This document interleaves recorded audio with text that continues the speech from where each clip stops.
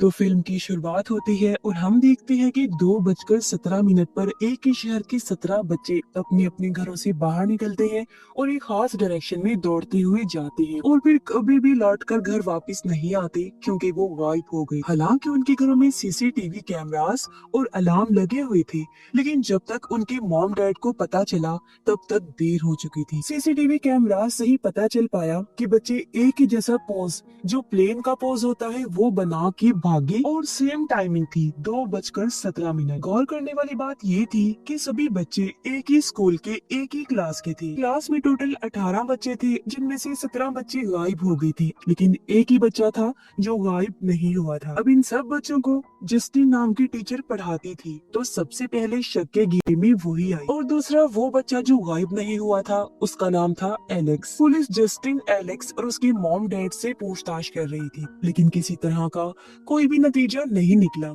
Investigation को 1 महीना बीत चुका था, लेकिन बच्चों का कुछ भी अता पता नहीं चलता। आगे बढ़ने से पहले मैं आपको बताती चलूं कि अब कहानी हर कैरेक्टर के नजरिए से दिखाई जाएगी, यानी सब लोगों की अलग अलग कहानी हम देखेंगे। सबसे पहले स्कूल टीचर जस्टिन की कहानी हम देखते हैं। जब वो रोज की तरह स्कूल गई तो वो देखकर हैरान रह जाती है कि क्लास में सिर्फ एक ही बच्चा एलेक्स था, बाकी 17 बच्चे नहीं थे। फिर जल्दी उसे पता चल गया कि वो सारे बच्चे गायब हो गए हैं। जस्टिन पर शक होने की वजह से उसे पेरेंट्स के गुस्से और इन्वेस्टिगेशन का सामना करना पड़ता है, लेकिन जस्टिन को बेकसूर पाया गया। मगर फिर भी सब पेरेंट्स उसी को जिम्मेदार समझ रही थी। उनका कहना था कि जस्टिन एक विच, चुड़ैल है जो बच्चों पर काला जादू करके उन्हें गायब कर देती है। इन सब इल्जामात की वजह से जस्टिन बहुत डिस्टर्ब रहने लगी, इसीलिए उसने शराब पीना शुरू कर दिया था। जब तक इन्वेस्टिगेशन चल रही थी, स्कूल को भी बंद कर दिया गया, लेकिन फिर 1 महीने के बाद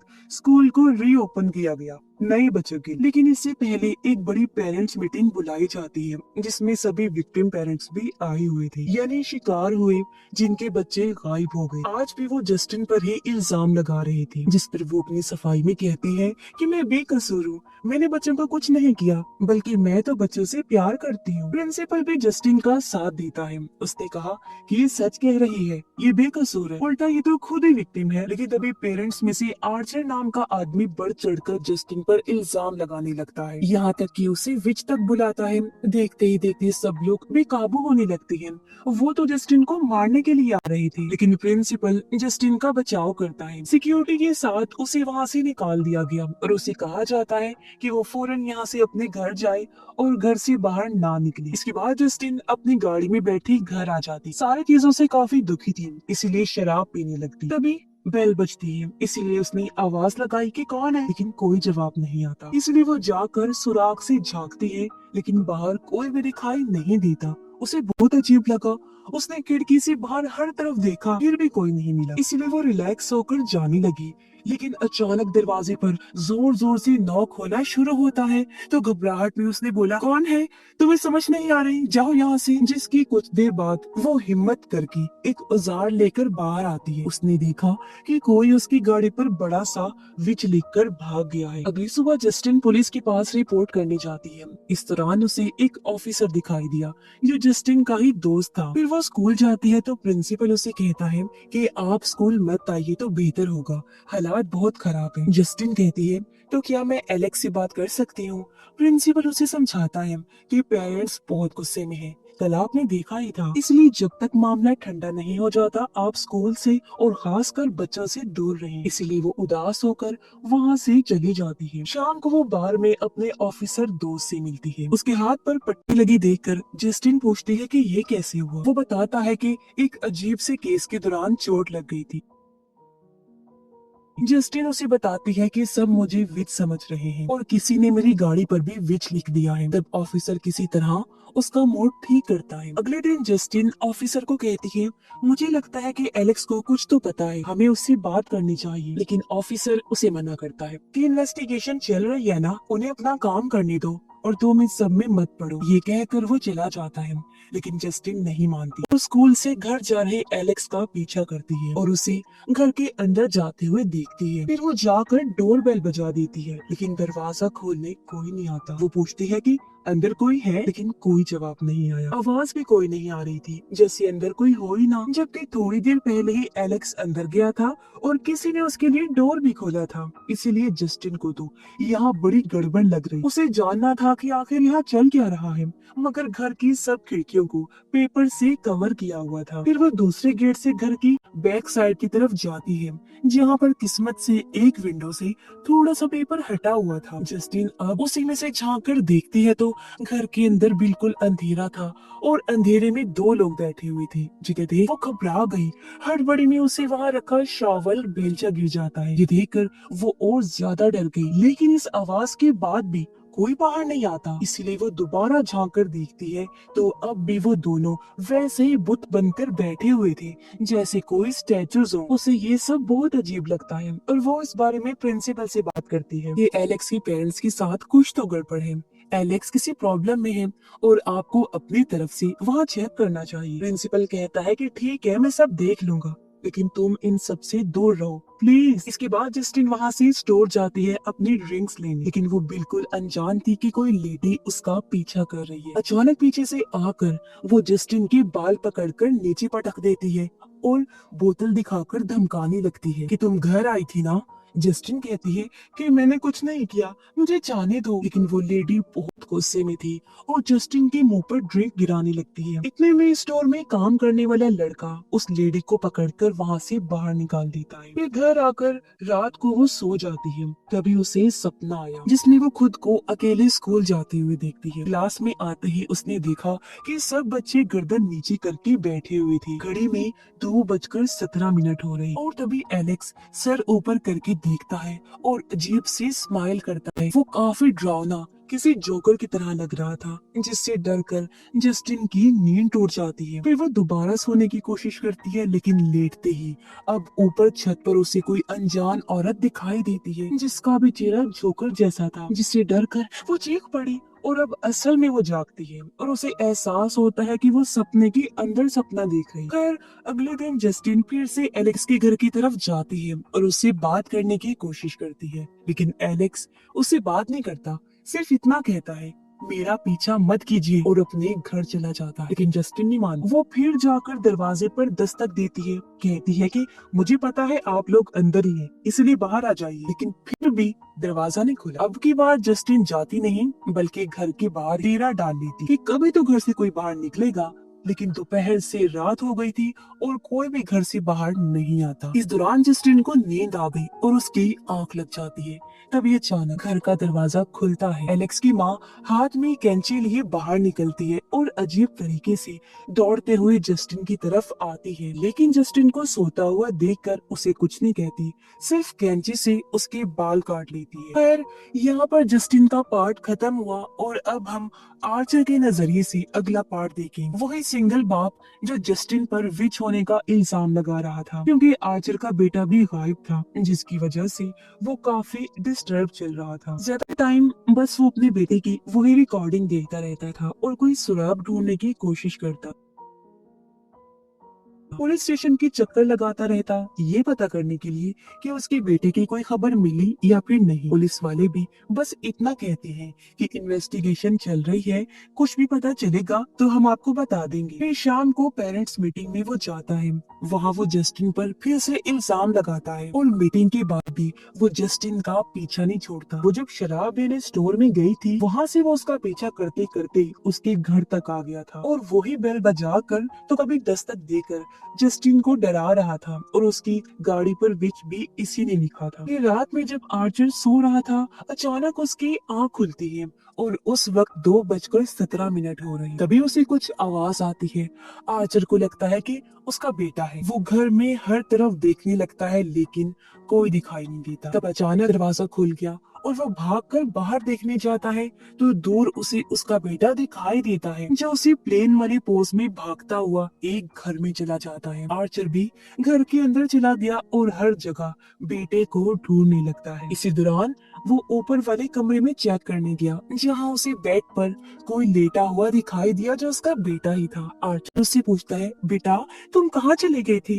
लेकिन वो कोई जवाब नहीं देता, जिससे आर्चर रोने लगा और कहता है बेटा मुझे माफ कर दो, मैं तुम्हारे पास नहीं था, तुम्हारे लिए कुछ नहीं कर पाया, मैंने तुम्हें बहुत याद किया, तुमसे बहुत प्यार करता हूँ मेरी जान। तभी उसके बेटे के चेहरे पर लाइट पड़ी जिसने उसके बेटे की जगह वही अजीब सा जोकर था जिससे डरकर आर्चर के आंख खुल जाती है। उसे भी जस्टिन की तरह एक डरावना सपना आया था, लेकिन इस सपने से उसे कुछ तो क्लू मिल गया था। अब वो बाहर जाकर वहाँ के टावर को देखता है। उसे याद आया कि सपने में मेरा बेटा टावर की डायरेक्शन में ही भागा था, इसीलिए वो मैप नक्शा लेकर अपने घर से टावर की तरफ एक लाइन बना देता है। फिर वो एक और पेरेंट्स के घर जाता है जिनकी बेटी भी गायब हो गई थी। वो इनके घर से भी एक लाइन खींचकर निशान लगाता है। ऐसा वो इसलिए कर रहा था क्योंकि सभी बच्चों का गायब होना आपस में जुड़ा हुआ था, इसलिए जहाँ भी दोनों लाइंस मिलेंगी वहाँ जो घर भी होगा तो इसका मतलब ये होगा कि बच्चे उधर ही गए हैं। बस फिर क्या था, आर्चर इंटरसेक्शन वाले एरिया पर निशान लगाता है, यानी जहाँ लाइंस मिल रही थी, और उस जगह को देखने के लिए निकल जाता है। लेकिन तभी रास्ते में उसे जस्टिन की कार दिख जाती है, तो पहले वो उससे बात करने जाता है। जस्टिन उस वक्त गैस स्टेशन पर फ्यूल डाल रही। आर्चर जब उसके पास आया तो जस्टिन उसे देखते ही चिढ़ गई। कहती है देखो मेरा पीछा छोड़ दो, मैं कोई विच नहीं हूँ, मैंने बच्चे गायब नहीं किए, मैं तो खुद जानने की कोशिश कर रही हूँ कि इसके पीछे कौन है। तभी अचानक वो देखती है कि प्रिंसिपल, जिसका चेहरा खून से लथपथ है, वैसे पोज में भागता हुआ उसकी तरफ ही आ रहा है, और देखते ही देखते वो उस पर हमला कर देता है और उसका गला दबाने लगता है। तभी आर्चर उसे बचाने आया और प्रिंसिपल से लड़ता है, लेकिन प्रिंसिपल बहुत ही गुस्से में था।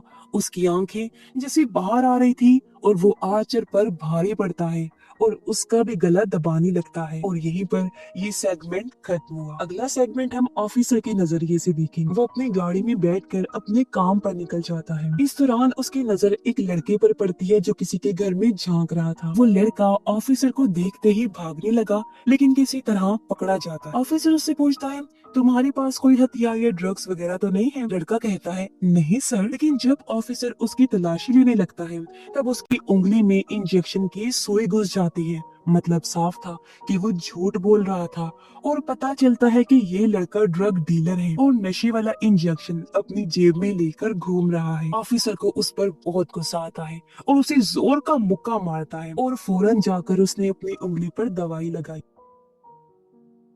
कुछ देर बाद उसने ड्रग डीलर को जगाया और कहा देखो मैं तुम्हें जाने दे रहा हूँ, लेकिन किसी को बताना मत, और अब ये शहर छोड़कर यहाँ से भाग जाओ।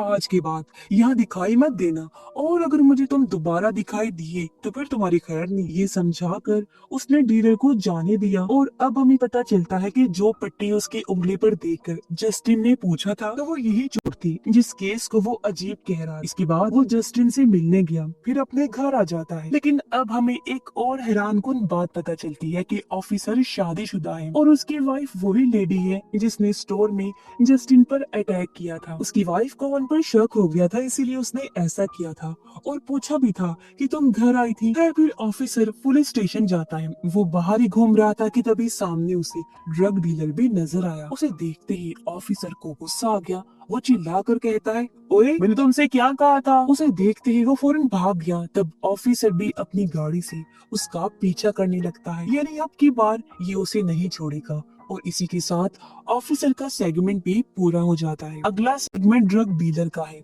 हम जानते हैं कि वो ड्रग्स लेने के साथ साथ चोरी वगैरह भी करता है। उसका कोई पक्का ठिकाना नहीं है और फिलहाल वो जंगल में टेंट लगाकर रहता है। अब ऑफिसर ने उसे टाउन छोड़कर जाने के लिए कहा था, लेकिन वो ना तो गया और ना ही अपनी हरकतों से बाज आया। इसी बीच वो एलेक्स के घर के पास पहुंच गया। चोरी करने के इरादे से ऊपर चढ़कर किसी तरह खिड़की से घर के अंदर घुस गया। घर में बिल्कुल अंधेरा था। उसे लगता है कि घर खाली है और वो अपने काम का सामान देखने लगता है। तभी वो टीवी के रिफ्लेक्शन में एलेक्स के मॉम डैड को देखकर डर जाता है और उसने कहा सॉरी मैंने कुछ नहीं किया। लेकिन तभी उसने नोटिस किया कि वो तो कुछ कर ही नहीं रही, बुत बनकर बैठे हुए। तो वो उनके सामने ही सामान वगैरह चुरा कर अपने बैग में भर लेता है। और वो वहाँ से जाने ही वाला था कि तभी उसे बेसमेंट की तरफ से कुछ आवाज आती है, इसीलिए वो बेसमेंट में चेक करने जाता है। और यहाँ हमें चौंका देने वाली बात पता चलती है कि वो 17 बच्चे जो गायब हुए थे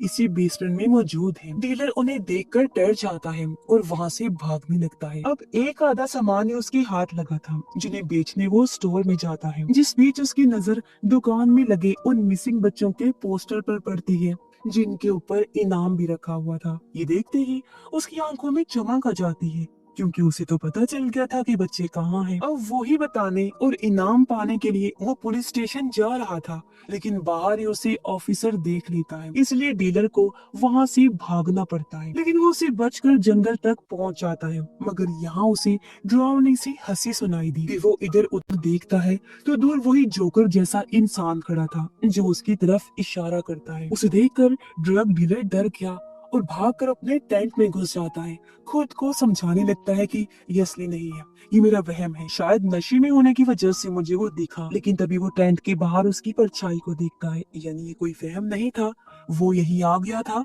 और टेंट खोलने लगता है। तो अपने बचाव में डीलर हाथ में इंजेक्शन उठा लेता है और जैसे जिप खुली फौरन उसके चेहरे पर दे मारता है। पता चला कि ये तो ऑफिसर है। इस बार उसे और ज्यादा गुस्सा आया। ऑफिसर उसे जान से मारने ही वाला था, लेकिन डीलर कहता है मुझे पता है कि वो बच्चे कहाँ हैं, उस घर की बेसमेंट में है। तब ऑफिसर रुक जाता है और कहता है ठीक है, मुझे लेकर चलो, दिखाओ मुझे। फिर ऑफिसर उसे हथकड़ी लगाकर कार में डाल देता है और डीलर गाइड करके उसे उस घर तक ले आता। डीलर कार में ही रहा और ऑफिसर जाकर बेल बजाता है। कोई आकर उसके लिए दरवाजा खोलता भी है और उसे अंदर कर लेता है। दूर से डीलर ये सब देख रहा था। फिर वो घंटों उसका वेट करता है, लेकिन ऑफिसर वापस नहीं आता। रात भी हो जाती है और अब डीलर तंग आ गया था और तभी अचानक दरवाजा खुलता है। ऑफिसर बाहर निकल आया, लेकिन अब वो पहले की तरह नहीं लग रहा था, किसी पागल की तरह लग रहा था, कंट्रोल से बाहर, फुल गुस्से में। वो सीधा कार की तरफ बढ़ता है और ड्रग डीलर को कार से निकालकर उसे घसीटता हुआ घर की तरफ ले जाता है। और यहीं पर ये सेगमेंट भी खत्म हो गया। अगला सेगमेंट प्रिंसिपल का है। उसकी कहानी में हम देखेंगे कि वो अचानक वैसा कैसे बन गया। तो असल में जस्टिन ने जब बताया था कि एलेक्स के मॉम डैड के साथ कुछ गड़बड़ है, तो प्रिंसिपल ने एलेक्स को बोलकर उसके मॉम डैड को मिलने के लिए आने को कहा था। लेकिन उनकी बजाय एक औरत वहाँ पर आती है जो अपना नाम ग्लैडिस बताती है और उसका कहना था कि मैं एलेक्स की आंट हूँ। अब इसका चेहरा गौर करें तो वही है जिसने जस्टिन और आर्चर को सपने में डराया था और जंगल में ड्रग डीलर को, जिससे हमें इतना तो समझ आ जाता है कि ये सारी गड़बड़ ये औरत ही कर रही है। खैर, वो बताती है कि एलेक्स की मॉम डैड की तबीयत ठीक नहीं है, इसलिए वो लोग अभी मिलने नहीं आ सकते, तो एलेक्स की गार्डियन होने की वजह से मैं आई हूँ। लेकिन प्रिंसिपल कहता है कि मुझे तो एलेक्स के पेरेंट्स से ही पर्सनली बात करनी है,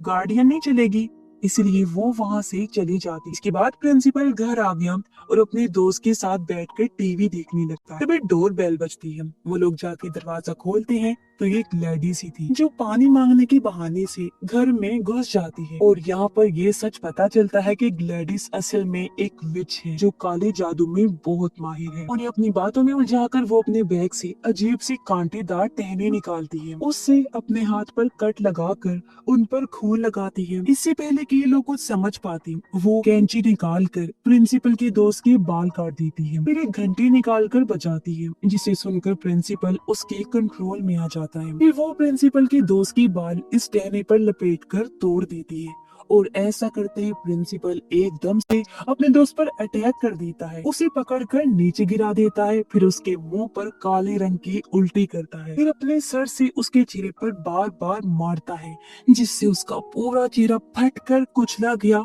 और दर्दनाक उसकी मौत हो जाती है। इसके बाद ग्लैडिस अपनी बैग से जस्टिन के बाल निकालती, जो उसने एलेक्स की मोम से कटवाई थी जब जस्टिन अपनी गाड़ी में सो रही, और उसके बालों के साथ भी यही किया। टहनी पर लपेट कर टहनी को तोड़ देती है और उस पर भी काला जादू करती है।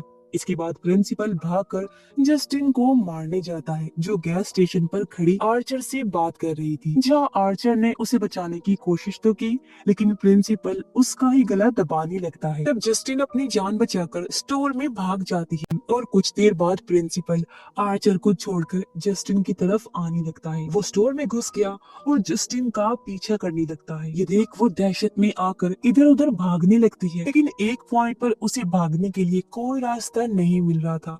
वो घबरा गई। खतरनाक तरीके से वो भागता हुआ उस तरफ आ रहा था, जो देखकर जस्टिन को लगा कि अब तो मैं गई, लेकिन तभी आर्चर बीच में आकर उसे रोक देता है। इस दौरान दोनों जख्मी हो जाते हैं। मौके का फायदा उठाकर जस्टिन सामने से भागने लगती है, लेकिन प्रिंसिपल, जिसकी आंखों में खून उतर आया था, फिर से जस्टिन के पीछे भागने लगता है। जस्टिन स्टोर से निकलकर भागती है और अपनी कार में बैठ जाती है, लेकिन प्रिंसिपल भी कार के पास आ गया था। विंडो को पीटने लगता है, फिर वो मुक्का मारकर कांच ही तोड़ देता है और जस्टिन को पकड़ने लगा, लेकिन पहले ही कार स्टार्ट हो गई थी। मगर प्रिंसिपल पे भी ऐसा काला जादू किया गया था कि वो अपने टारगेट को मार कर ही दम लेता था, इसीलिए वो मिसाइल की तरह पीछे पड़ जाता है और इसी वजह से इस मूवी का नाम वेपन्स है। इसी बीच आर्चर भी स्टोर से बाहर आ गया था और सारा कुछ वो देख रहा था, इसीलिए वो भी अपनी कार लेकर प्रिंसिपल के पीछे जाता है और तभी एक दूसरी कार आकर प्रिंसिपल को उड़ा देती है, जिससे वहीं उसकी मौत हो गई। फिर इन सब के बाद आर्चर जस्टिन से सॉरी बोलता है, क्योंकि वो समझ गया था कि इसमें उसकी कोई गलती नहीं है,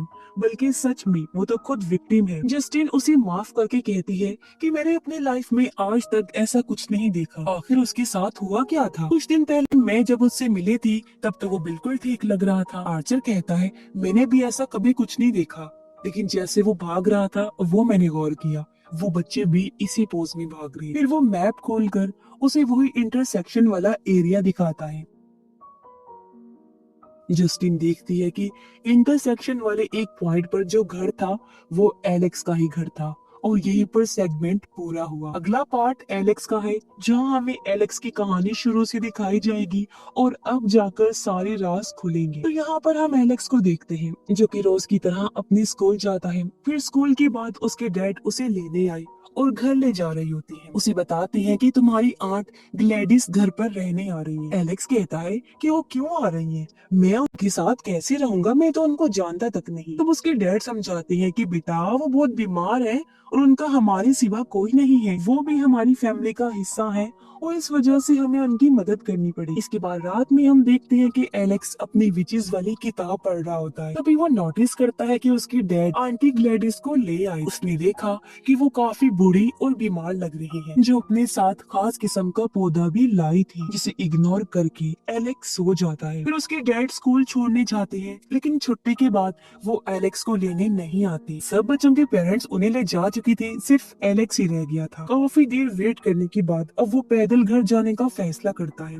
वो सोच रहा था कि आखिर डैड मुझे लेने क्यों नहीं आए, वो कहाँ बिजी होंगे। लेकिन जब वो घर पहुंचा तो देखता है कि उसके डैड तो घर पर ही थे, लेकिन वो नॉर्मल तो नहीं लग रही थी। वो किसी पपेट की तरह बैठी थी और रोबोट की तरह बातें कर रही थी, जैसे वो किसी की कठपुतली हो और कोई उनसे ये सब बुला रहा हो। सेम हाल उसकी माँ का भी था। एलेक्स सोचकर परेशान हो रहा था कि मेरे मॉम डैड के साथ ये क्या हो गया। तभी वहाँ पर ग्लैडिस आ गई, जो पहले से काफी बेहतर लग रही थी। अब एलेक्स विचेस वगैरह की कहानियां तो पढ़ता रहता था, इसीलिए उसे समझ लग जाती है कि ये कोई विच है और इसने मेरे मॉम डैड को कुछ कर दिया है। एलेक्स उन्हें होश में लाने के लिए उनके फेस पर पानी मारता है, लेकिन इसका कोई असर नहीं होता। तब ग्लैडिस कहती है कि ये अब तुम्हारी नहीं सुनेंगे, सिर्फ मेरी सुनेंगे। फिर वो उसे एक डेमो भी दिखाती है। वो एक कांटेदार टहनी लेकर उस पर दोनों के बाल लपेट देती है।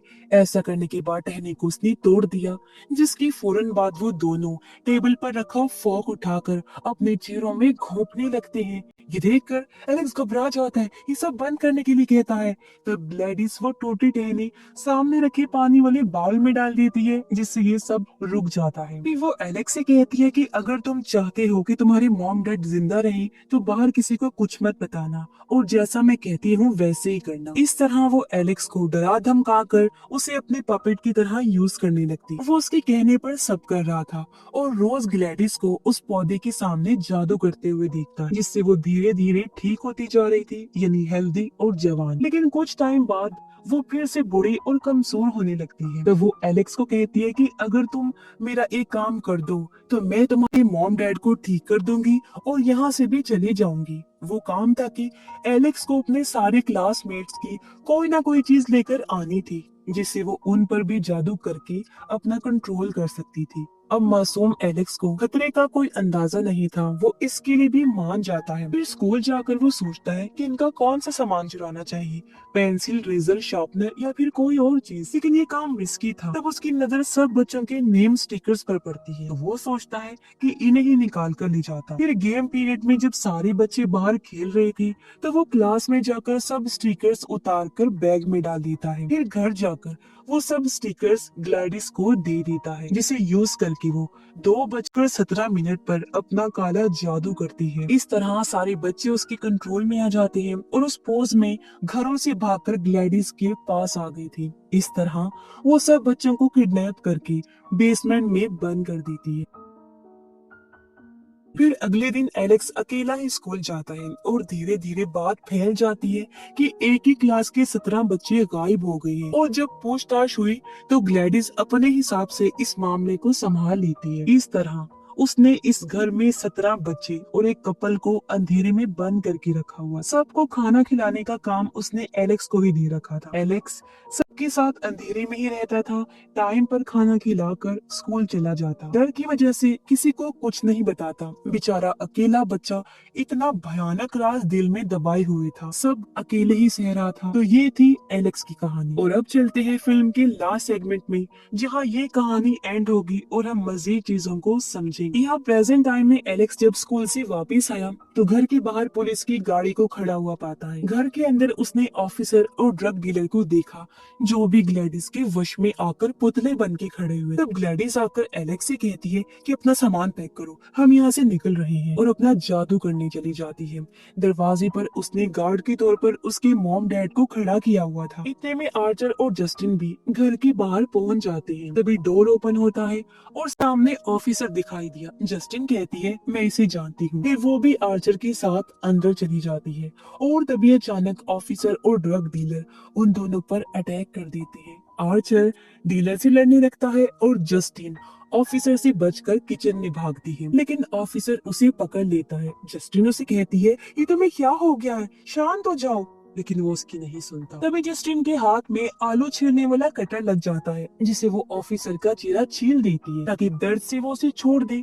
लेकिन वो ये देखकर हैरान हो जाती है कि ऑफिसर पर इसका कोई असर नहीं हुआ, जैसे उसे दर्द महसूस ही नहीं हो रहा। उसके सर पर खून सवार था, उसकी भी आंखें बाहर आ रही थी। जोर से वो जस्टिन का गला दबा रहा होता है। अपने बचाव में जस्टिन उसकी गर्दन में शूट कर देती है, लेकिन फिर भी वो नहीं मरता। तो वो उसके सर में गोली मारती है, जिससे अब जाकर वो मारा जाता है। फिर वो आर्चर के पास जाती है, जहाँ ड्रग डीलर उसे भी पकड़कर गला दबा रहा था। तब जस्टिन उसे भी शूट करके खत्म कर देती है। आर्चर बेसमेंट में चला जाता है, जहाँ वो बच्चों में से अपने बेटे को ढूंढने लगा। उसे वहाँ अपना बच्चा तो नहीं मिला, लेकिन ग्लैडिस मिल जाती है, जो उसका लॉकेट छीन कर जादू करती है और उसे भी अपनी वश में कर लेती है। इसीलिए वो ऊपर जाकर जस्टिन को पकड़ लेता है। लेकिन तभी कहानी में ट्विस्ट आता है। एलेक्स भागते भागते ग्लैडिस के रूम तक पहुँच गया। यहाँ पर उसके काले जादू वाली टहनी और विग पड़ी। अब जो चीज एलेक्स ने ग्लैडिस से सीखी थी वो करता है। वो टहनी पर ग्लैडिस की बाल लपेट कर टहने को तोड़ देता है। अब इससे होता ये है कि ग्लैडिस का काला जादू उस पर ही चल जाता है। सारे बच्चे अचानक से उसकी जान के दुश्मन बन जाते हैं और उसकी तरफ दौड़ते हैं। ग्लैडिस जान बचाने के लिए इधर उधर भागती है, लेकिन बच्चे उसे पकड़ लेते हैं और एक साथ ही उस पर झपट पड़े और एक गंदगी दिखाते हुए उसकी आंखें नोच लेते हैं। फिर वो बच्चे पहले उसका जबड़ा, फिर उसकी पूरी बॉडी ही पूरी तरह से चीर फाड़ करके रख देते हैं। उसके मरने के बाद आर्चर ठीक हो जाता है और वो जस्टिन को छोड़ देता है। फिर वो बाहर आया, जहाँ सब बच्चे ग्लैडिस की लाश को घेर कर खड़े, जिनमें आर्चर को फाइनली अपना बेटा भी मिल जाता। जस्टिन एलेक्स को देखने गई, जो अपने मॉम डैड के गले लगा हुआ था। लेकिन इन सब के बाद भी कोई पहले की तरह नॉर्मल नहीं हो पाता। वो सब इसी लाइफ स्टेट में रहते हैं। ऐसे ही इस हादसे को 2 साल गुजर गए, जहाँ कुछ बच्चे तो ठीक हो रहे थे, लेकिन बाकी सब वैसे ही रहते हैं। अब ऐसा क्यों हुआ था कि वो बच्चे और आर्चर ठीक हो गए थे, बाकी नहीं? तो इसकी वजह मैं आपको बताती हूँ। अब जैसा कि हम जानते हैं कि ग्लैडिस बूढ़ी और कमजोर थी, वो हेल्दी और जवान रहना चाहती। अब वो काला जादू करने वाली विच पिन जिसके जरिए उसने इन सबको अपने कंट्रोल में किया और उनकी लाइफ फोर्स से अपनी जिंदगी को बढ़ा दिया जिससे वो ठीक होने लगे। और इस तरह उसने कपल और 17 बच्चों को अपने लिए यूज किया। एलेक्स के मॉम डैड इसलिए किसी जिंदा लाश की तरह हो गए और पहले की तरह नॉर्मल नहीं हुए क्योंकि उनमें अब कोई लाइफ फोर्स बची ही नहीं। कुछ बच्चे इसलिए रिकवर हो रहे थे क्योंकि तब तक ग्लैडिस उनकी लाइफ फोर्स पूरी तरह से नहीं ले पाई थी। आर्चर भी इसीलिए ठीक हुआ था क्योंकि उसे वश में आई ज्यादा टाइम नहीं हुआ था। और इस तरह वो सब बेचारे हमेशा इसी स्टेट में रहने वाले किसी स्टैचू या फिर कहें कि जिंदा लाश की तरह। और इसी के साथ ये कहानी इधर ही खत्म हो जाती है।